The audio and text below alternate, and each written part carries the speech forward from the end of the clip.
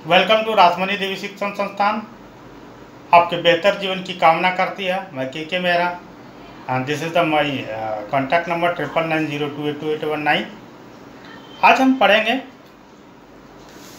The rise of nationalism in Europe. Europe में राष्ट्र का उदय, ये इतिहास है क्लास 10 का, और आज जो है इसके सेकंड पार्ट्स को हम पढ़ने जा रहे हैं।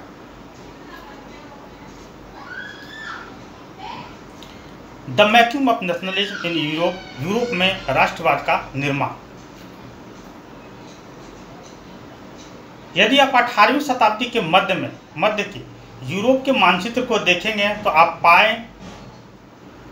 पाते हैं कि कोई राष्ट्र राज्य नहीं था, जैसा कि आज हम उन पर उन्हें जानते हैं।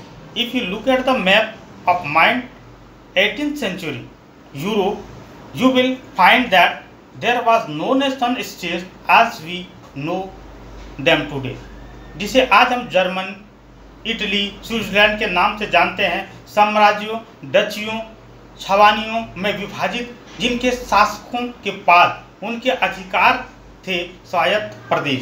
What we know today as Germany, Italy and Switzerland, and were divided into kingdom, duchies and cantons, whose rules and their autonomous territories। पूर्वी और मध्य यूरोप के अधीन थे निरंकुश राजतंत्र, जिनके क्षेत्रों में विविध लोग रहते थे, बहुत तरह के लोग रहते थे। Eastern and central Europe where under automatic monarchies with the territories of which lived diverse in peoples. वे खुद को एक समूह पहचान साझा करने के रूप में नहीं देखते थे या एक आम संस्कृति के। They did not see themselves as sharing a cultivate identity और a common culture. Often they even spoke different language and belong to different ethical group. अक्सर वे अलग अलग भाषाएं भी बोलते थे और विभिन्न जाति समूह से संबंधित भी थे। The Habsburg empire that rules over Australia. Habsburg साम्राज्य उदाहरण के लिए है, जो ऑस्ट्रेलिया हंगरी पर शासन करने वाला एक चिथड़ा था, एक छोटा सा अस्तित्व था। Hungary for example was a patchwork of many different region and people, और जो कली के अलग अलग क्षेत्रों के लोगों के साथ में था। इसमें अल्पाइन क्षेत्र शामिल थे, टायरॉल, ऑस्ट्रेलिया और सुडेटेनलैंड, साथ ही बोहेमिया, जहां अभिजात वर्ग मुख्य रूप से जर्मनी भाषी था। It included the Alpine region, the Tyrol Australia and the Sudetenland, as well as Bohemia, where the aristocracy was predominantly German speaking। इसमें अल्पाइन क्षेत्र में शामिल थे टायरॉल, ऑस्ट्रेलिया और सुडेटेनलैंड, साथ ही बोहेमिया, जहां अभिजात वर्ग मुख्य रूप से जर्मन भाषी था। It also included the Italian speaking provinces of Lombard and Venetia. यह भी लोम्बार्ड और वेनेशिया के इटालवी भाषा प्रांत में शामिल थे, यानी कि वहाँ पर जो भाषा जो बोली जा रही थी वो इटाली भाषा ज़्यादातर बोली जा रही थी।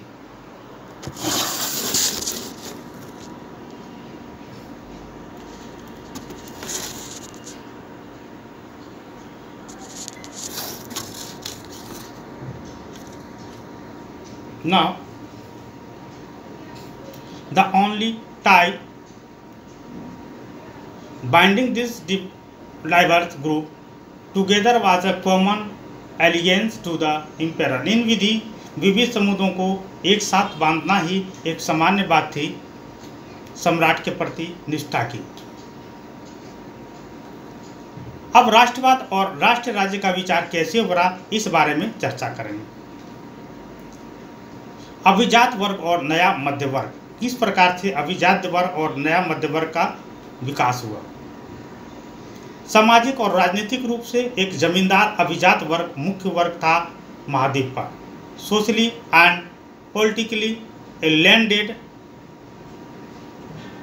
aristocracy was the dominant class on the continent। इस वर्ग के सदस्य द्वारा एकजुट थे जीवन का समान तरीका जो क्षेत्रीय विभाजकों को काटता था। The member of this class were united by a common way of life that cut across regional division. उनका स्वामित्व था ग्रामीण इलाकों में संपदा और शहर के घर भी। They own states in the countryside and also town houses. वे फ्रेंच बोलते थे। They spoke French. कूटनीति और उच्च समाज के प्रयोजनों के लिए they spoke French for purpose of diplomacy and in high society. Their families were often connected by tie of marriage. उसके परिवार अक्सर शादी के बंधन से जुड़ा होता था। यह शक्तिशाली अभिजात वर्ग था। दिस पावरफुल एरिस्टोक्रेसी हालांकि संख्यात्मक रूप में एक छोटा समूह था। Was however numerically A small group. बहुसंख्यक आबादी कृषक वर्ग से बना था। The majority of the population was made up of the peasantry। To the west, the bulk of the land was formed by tenants and small owners, while in Eastern and Central Europe, the pattern of land holding was characterized by vast estates which were cultivated by serfs। पश्चिम में भूमि का बड़ा हिस्सा किराएदारों और छोटे मालिकों द्वारा खेती की जाती थी, जबकि पूर्वी और मध्य यूरोप में भूजोतों के पैटर्न की विशेषता थी विशाल संपदा जो सर्फों द्वारा खेती की जाती थी। In western and parts of central Europe the growth of industrial production and trade meant the growth of town and the emergence of commercial classes whose existence was based on production for the market। पश्चिम और मध्य Europe के कुछ हिस्सों में औद्योगिक विकास उत्पादन और व्यापार का मतलब कस्बों का विकल्प और उदय था। व्यापारिक वर्ग जिनका अस्तित्व उत्पादन पर आधारित था बाजार के लिए। दूसरे में इंग्लैंड में औद्योगिकरण की शुरुआत हुई। इंडस्ट्रियलाइजेशन बिगेन इन इंग्लैंड 18वीं शताब्दी का आधा, लेकिन फ्रांस और जर्मन के कुछ हिस्सों में राज्यों में 19वीं शताब्दी के दौरान हुआ था। The second half of the 18th century, but in France and parts of the German state it occurred only during the 19th century। इसके मद्देनजर नए सामाजिक समूह अस्तित्व में आए। In its way new social group come into begin. A working class population and middle class made up of industrious businessmen professional। एक कामकाजी वर्ग की आबादी गैर और मध्य वर्ग उद्योगपति व्यापारियों और पेशेवर से बना। मध्य और पूर्वी यूरोप में ये समूह संख्या में छोटे थे 19वीं सदी के अंत तक। In central and eastern Europe these groups were smaller in number till late 19th century।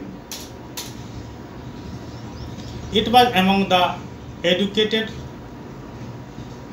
liberal middle class that ideas of nation unity following the abolition of the aristocratic privilege gained popularity। यह शिक्षित उदार मध्य के बीच का एक वर्ग है कि विचारों के उन्मूलन के बाद राष्ट्रीय एकता के अभिजात विशेषाधिकारों में लोकप्रियता प्राप्त की।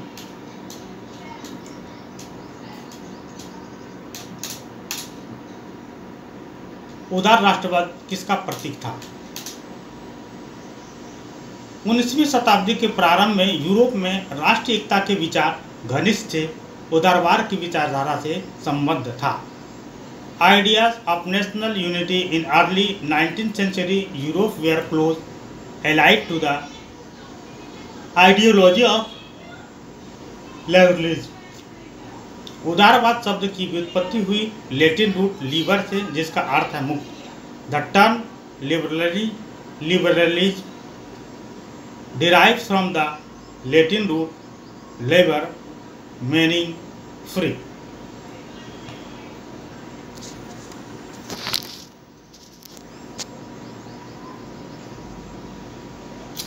नए मध्य वर्ग के लिए उदारवाद व्यक्ति के लिए स्वतंत्रता और सभी की समानता के लिए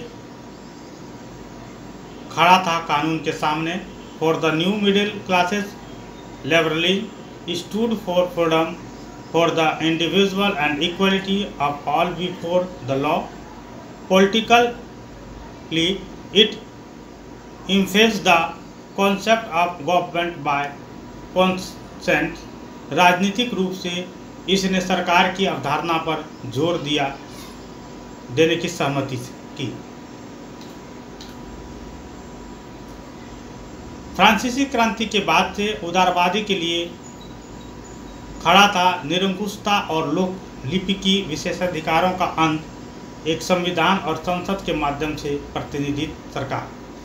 since the French revolution stood for liberalism the end of autocracy and clerical privilege a constitution and representative government through parliament. 19वीं सदी उदारवादियों ने निजी संपत्ति की उल्लंघनीयता पर भी बल दिया। 19th century liberals also stressed the inviolability of private property।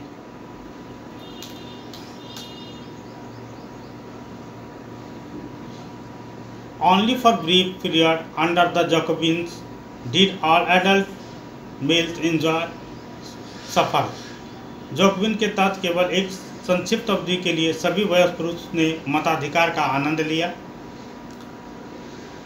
हालांकि नेपोलियन कोड सीमित मताधिकार पर वापस चला गया और महिलाओं को नाबालिग की स्थिति में घटा दिया, पिता और पति के अधिकार के अधीन। However the Napoleonic code went back to limited suffrage and reduced women to the status of a minor subject to the authority of father and husband। 19वीं और शुरुआती 20वीं शताब्दी के दौरान महिलाओं और गैर संपत्ति वाले पुरुषों ने समान राजनीतिक अधिकारों की मांग करते हुए विपक्षी आंदोलन का आयोजन किया। Through out the 19th and early 20th century women and non-property men organized opposition movement demanding equal political rights।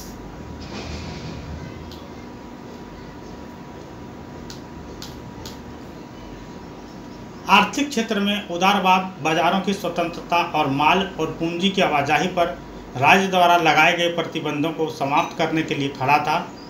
In the economic sphere, liberalism stood for the freedom of market and the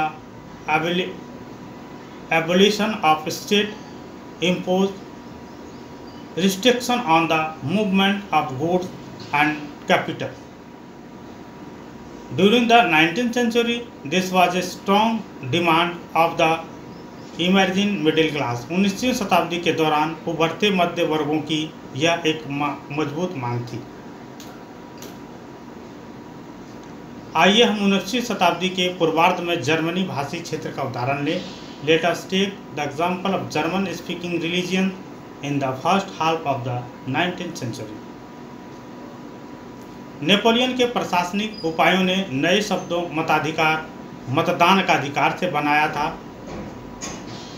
NCERT पुनर्प्रकाशित Bharat समकालीन विश्व 10 अनगिनत छोटी रियासतें 39 राज्यों का संघ था।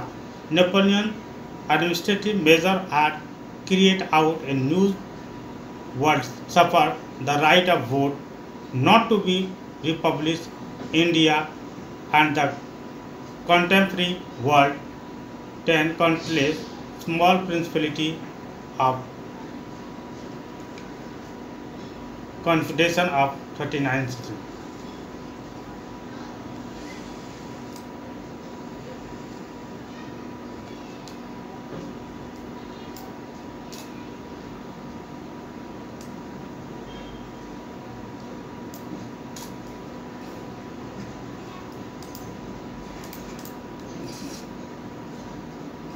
The right of the vote countless small principalities a confederation of 39 state. यहाँ पर मतदान का अधिकार छोटी रियासत 39 राज्यों का एक संघ था जिसमें मतदान का अधिकार दिया गया। इसमें से प्रत्येक के पास अपनी मुद्रा बाट और माप थे। Each of this processed its own currency and weights and measures. 1833 में अपना माल बेचने के लिए हैम्बर्ग ने नूनबर्ग जाने वाले एक व्यापारी को 11 सीमा शुल्क बाधाओं से गुजरना पड़ता था और उनमें से प्रत्येक पर लगभग 5% सीमा शुल्क का भुगतान करना पड़ता था।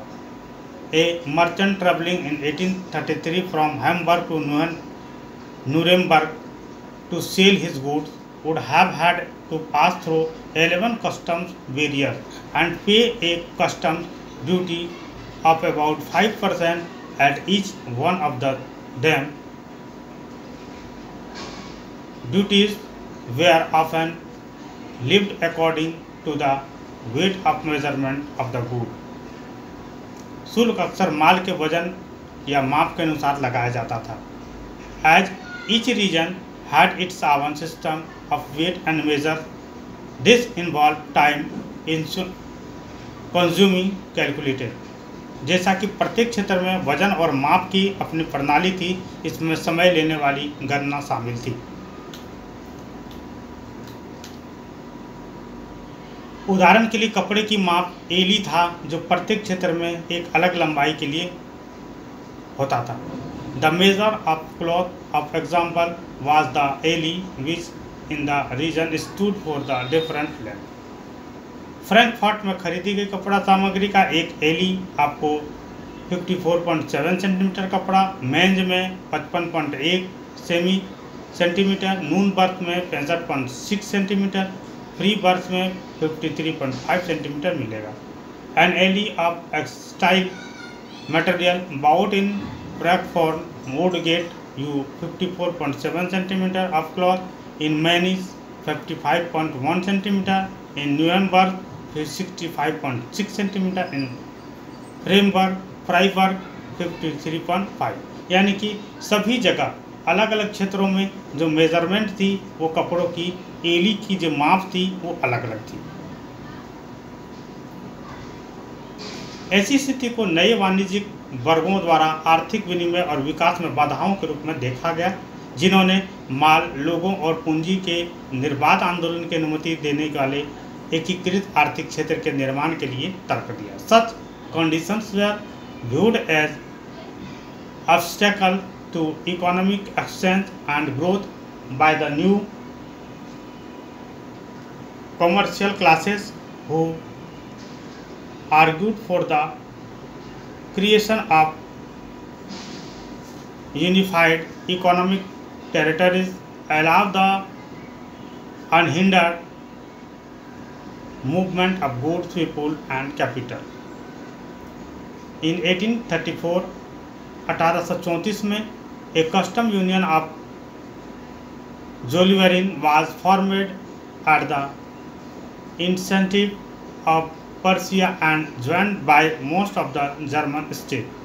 पर्सिया की एक पहल पर एक सीमा शुल्क संघ जोलवेरिन का गठन किया गया था और अधिकांश जर्मन राज्य में शामिल हो गए थे। संघ ने टैरिफ बाधाओं को समाप्त कर दिया और मुद्राओं की संख्या को 30 से घटाकर 2 कर दिया। The union abolished traffic barriers and reduced the number.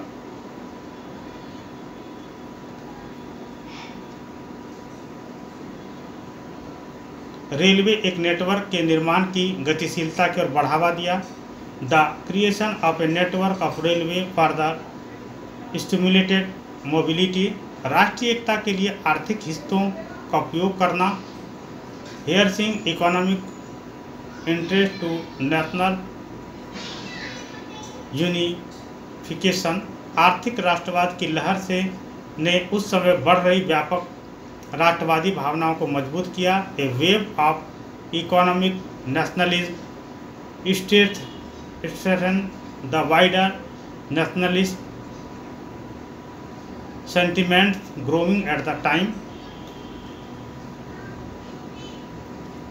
1815 के बाद एक नया रूढ़िवादी। 1815 में नेपोलियन की हार के बाद यूरोप की सरकार रूढ़िवादी की भावना से प्रेरित थी। The defeat of Napoleon in 1815, European government were driven by a spirit of conservative. रूढ़िवादियों का मानना था कि स्थापित राज्य और समाज के पारंपरिक संस्थान जैसे राजशाही, चर्च, सामाजिक पदानुक्रम, संपत्ति और परिवार को संरक्षित किया जाना चाहिए। Conservatives believed that established traditional institutions of state and society like the monarchy, the church, social hierarchies, properties and the family should be preserved.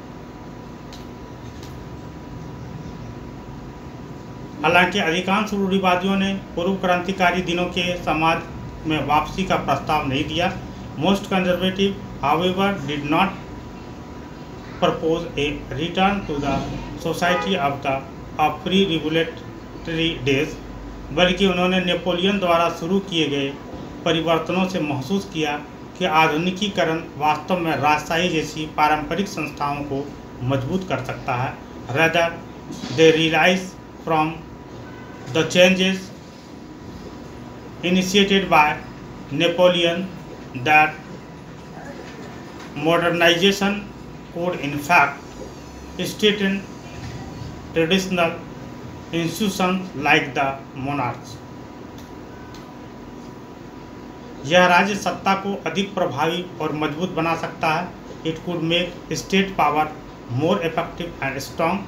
एक आधुनिक सेना, एक कुशल नौकरशाही, एक गतिशील अर्थव्यवस्था, सामंतवाद और भूदासता का उन्मूलन यूरोप के निरंकुश राजतंत्रों को मजबूत कर सकता है। A modern army and efficient bureaucracy, a dynamic economy, the evolution of federalism and serfdom would strengthen the automatic monarchy of Europe. 1815 में यूरोपीय शक्तियों के प्रतिनिधि ब्रिटेन, रूस, एशिया और ऑस्ट्रेलिया, जिन्होंने सामूहिक रूप से नेपोलियन को हराया था, यूरोप के लिए समझौता करने के लिए वियना में मिली। In 1815, representative of the European power Britain, Russia, Prussia and Australia, who had collectively defeated Napoleon, meet at Vienna to draw up a settlement for Europe. Congress की मेजबानी ऑस्ट्रेलिया के चांसलर ड्यूक मैटरनिच ने की थी। The congress was hosted by the Australian chancellor duke Metternich. The delegated of the Treaty of Vienna of 1815 with the object of undoing most of the changes that had come about in Europe during the Napoleonic War. प्रतिनिधियों ने 1815 की Vienna की संधि को Napoleon युद्धों के दौरान Europe में आए अधिकांश परिवर्तनों को पूर्ववत करने के उद्देश्य से तैयार किया।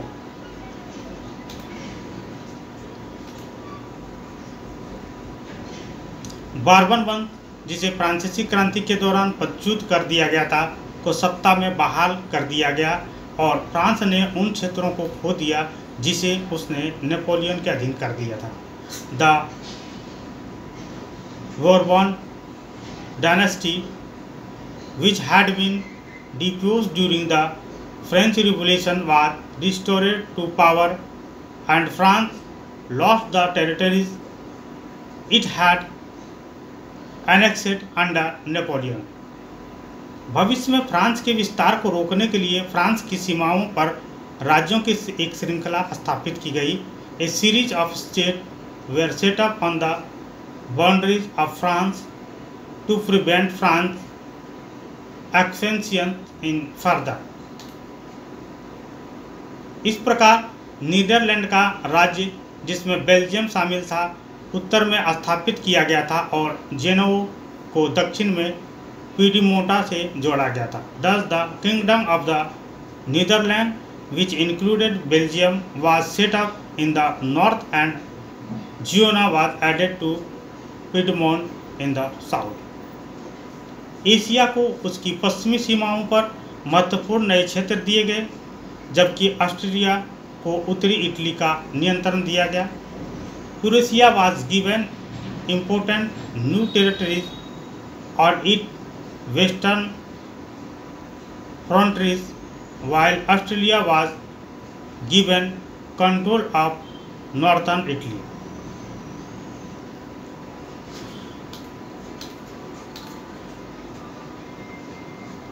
इस प्रकार नीदरलैंड का राज्य, जिसमें बेल्जियम शामिल था, उत्तर में स्थापित किया गया था और जेनेवा को दक्षिण में पीडमेंट से जोड़ा गया था.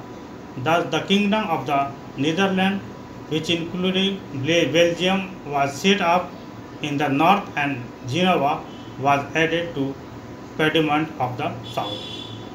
एशिया को उसकी पश्चिमी सीमाओं पर महत्वपूर्ण नए क्षेत्र दिए गए, जबकि ऑस्ट्रिया को उत्तरी इटली का नियंत्रण दिया गया. Prussia was given important new territories on its western frontier, while Austria was given control of northern Italy.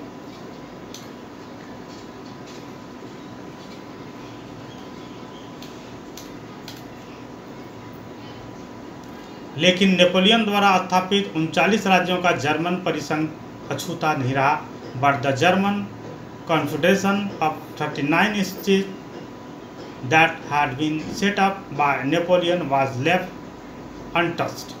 पूर्व में रूस को पोलैंड का हिस्सा दिया गया, जबकि प्रूसिया को सैक्सोन का एक हिस्सा दिया गया. In the east, Russian was given part of Poland, while Prussia was given a portion of Saxon. मुख्य इरादा नेपोलियन द्वारा उखाड़ फेंके गए राजशाही को बहाल करना और यूरोप में एक नया रूढ़िवादी आदेश बनाना था. The main intention was a restore the monarchies that had been overthrown by Napoleon and create a new constitution order in Europe.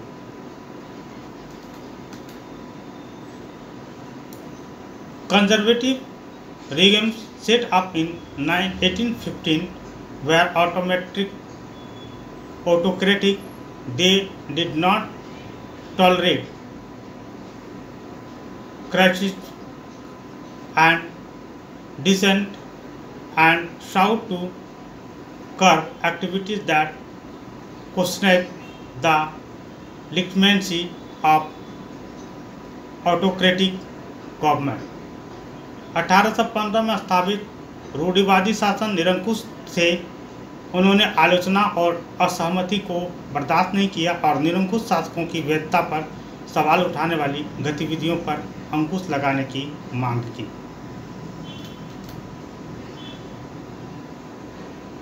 Most of them imposed censorship law to control what was said in newspaper, books, plays, and songs, and reflected the idea of liberty and freedom. उनमें से अधिकांश ने अखबारों, किताबों, नाटकों और गीतों में कही गई बातों को नियंत्रित करने के लिए सेंसरशिप कानून लागू किया और स्वतंत्रता के विचारों को प्रतिबिंबित किया. फिर भी फ्रांसीसी क्रांति की स्मृति उदारवादियों को प्रेरित करती रही. The memory of the French revolution nonetheless constitute to inspire liberal. नए रूढ़िवादी आदेशों की आलोचना करने वाले उदार राष्ट्रवादियों द्वारा उठाए गए प्रमुख मुद्दों में से एक प्रेस की स्वतंत्रता थी। One of the major issues taken up by the liberal nationalist who criticised the new conservative order was freedom of the press.